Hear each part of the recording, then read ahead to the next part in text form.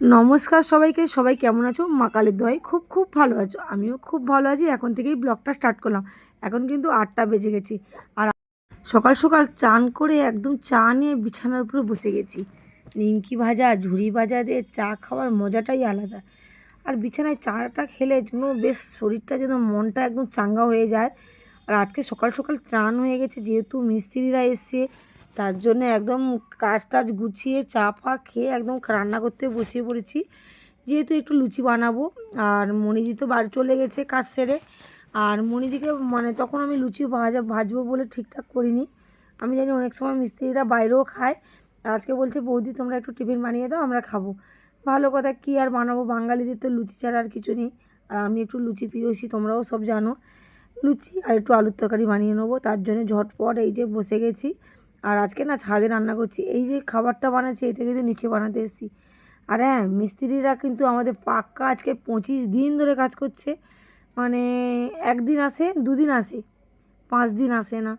ভাই মিস্ত্রিরা কি এরকম আমি জানি না। আমাদের হয়তো আমাদের বাড়িতে এরকম আসছে। আজকে রানিং দোকানটা ওদের জন্য মনে হয় ডুবতে বসছে। হাতে পায়ে ধরছি, তা কত কষ্টে মানে কালকে থেকে এসছে। অনেক কথা বলার পরে কালকের এসছে। আর আজকের হচ্ছে আমাদের বাড়িতে একটু কিচেনে একটু মানে বেশ সুন্দর, মানে অনেক কাঠ বেশি হয়েছে। আমি বললাম কাঠগুলো দিয়ে বাড়তি কাঠ কিনবো না, ওই কাঠ দিয়েই কাজ ছেড়ে দিতে হবে। বলতে ওরা ওই কাঠ দিয়েই কাজ করছে, দেখি কী করবে। সুন্দর তো একটা ছবি দেখালো, ওটা হয়তো বানাবে। লুচি আর তরকারিটা হয়ে গেছে, দেখতে পাচ্ছ।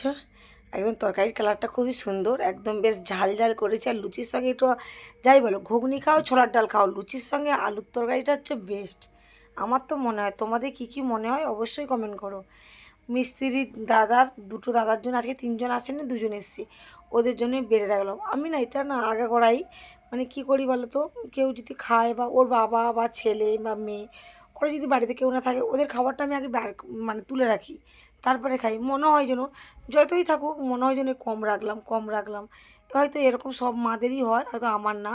তারপরে আমি আর দোয়েল দেখো একদম পুরো খেতে বসে পড়েছি। কে কোনটা নেবে ছটপট করছে। আমি না দুটো পরোটা বানিয়েছি। আর আমি যেটা বানাবো আমাদের দোয়েল বুড়ির তো সেটাই পছন্দ হয়।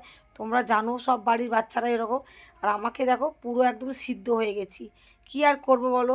ছাদে কিন্তু রান্না করছিলাম খড়ের জালে, কিন্তু যেহেতু মিস্ত্রিরা খাবে বলতে নিচে একটু গ্যাসে খাবারটা বানিয়ে নিলাম। তোমরা হয়তো বলবে বৌদি এই গরমে উনুনে, আমাদের এই যে জ্বালনি অনেক জ্বালনি এসছে আর পাতা নাতা আছে। মনিদিকে বলছি মনিদি তুমি একটু নিয়ে যাও, মনিদি নিয়ে যাচ্ছে না, তাই ফদ হয়ে যাওয়ার থেকে রান্না করে নেওয়া ভালো। ওই দেখো আমাদের মিস্ত্রিগুলো নিচে কাজ করছে। আর দেখো খদ হয়ে যাওয়ার থেকে মানে সামনে বর্ষা নামছে, বর্ষা নামা মানে কোনো কাজই করতে পারবো না, রান্নাও করতে পারবো না। তাই বলি ওই ফাঁকে একটু রান্না করে নিই, গরম লাগে লাগুক। সংসারই হলে তো এসব হয় বলো। আর এইগুলো হচ্ছে আমাদের দোয়েল বুড়ির বন্ধু, পাড়ার বন্ধু, এরা সব একসাথে খেলে। আর দোয়েল তো মানে সাঁতার শিখতে যাবে বলতে ওরা এসছে। ওরা এবার নিচের দিকে খেলছে, আমি ছাদে চলে গেলাম রান্না করতে। আর আজকে কিন্তু অনেক কিছু রান্না হয়েছে, ডাল হয়েছে, ডিমের কষা হয়েছে। আর ওই যে রুই মাছ নিয়ে এসেছিলো বড়ো সাইজের একটা রুই মাছ, রুই মাছটাকে একদম পুরো পেঁয়াজ দিয়ে তেল ঝাল করেছিলাম। আর সত্যিকারের রান্নাগুলো কিন্তু অপূর্ব। ওর বাবা আজকে মনে হয় চেটে পুটে ভাত খাবে, কেন বলো তো, উনুনে রান্নার কথা।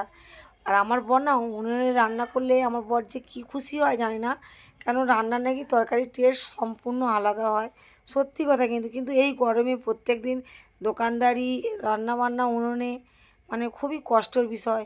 ওই কারণে বলো তো হয় না আমার। নাহলে আমিও চাই, দেখো সবাই চায় বড়দের মুখে একটু হাসি রাখতে, কিন্তু সত্যিকার ওনাকে বলবো কি উনুনে রান্না করলে তরকারিগুলো খেতে সম্পূর্ণ আলাদা লাগে। মনে হয় যেন গ্রামের দিকের রান্নাগুলো খাচ্ছি। যাই পার হোক, আজকের কিন্তু পেট পুড়ে সবাই ভাত খাবো, শান্তি করে খাবো, কারণ রুই মাছটাকে যাই রান্না করেছিলাম না, জিভে অলরেডি জল চলে আসবে। আর আমাদের ঘন্টু বাবুর কথাবার্তাগুলো শোনো, আমাকে কি বলে। কেন রাত্রে যাবো, কেন রাত্রে কিছু জেনে যাবো?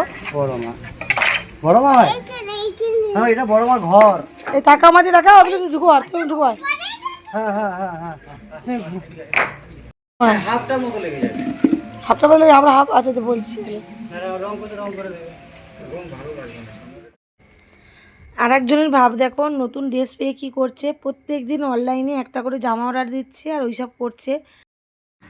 প্যাকেটটা খুলতে পারছে না, দেখো ছিঁড়ে একদম টেনে হিজড়ে খুলছে। খুলে বেচারির মুখটা তো এখনও জানতে পারেনি এই জামাটা ছোট এসছে, জামাটা সেম ডিজাইন এসছে। বাবু তো একদম খুব আনন্দে আছে, কিন্তু দুঃখের বিষয় জামাটা খুবই ছোট, মনটা বাবুর খারাপ হয়ে গেছে। তার কারণেই আবার রাত্রেবেলা আমি মোগলাই এনেছি আনতে, বাবু তো একদম খুব খুশি, ভুলে গেছে যে জামাটা ছোট এসেছিলো আর জামাটা রিটার্ন করে দিয়েছি। জানি না কী হবে। আর হ্যাঁ, এই দেখো বাবু কিরম নাচছে দেখো।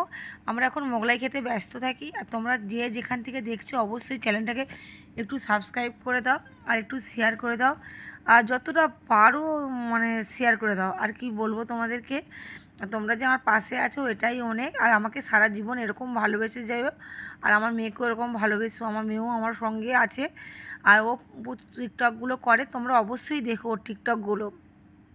আর একটা ফ্যামিলি একটা চ্যানেল আছে, সেখানে আমি যত রান্নার ভিডিও দিই, আর মেয়ে টিকটক করে, তোমরা অবশ্যই দেখো।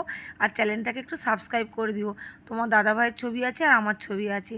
দেখো এমন তোমাদেরকে খাবার দেখাচ্ছে, ঘুম একদম তরকারিটা ফেলেই দিল। মানে যদি ফাস্টফুড মানে রেস্টুরেন্টের কোনো খাবার আসে, বেচারি একদম পাগল হয়ে যায়। ঠিক আছে, রাখছি, কালকে নতুন নতুন ব্লগ নিয়ে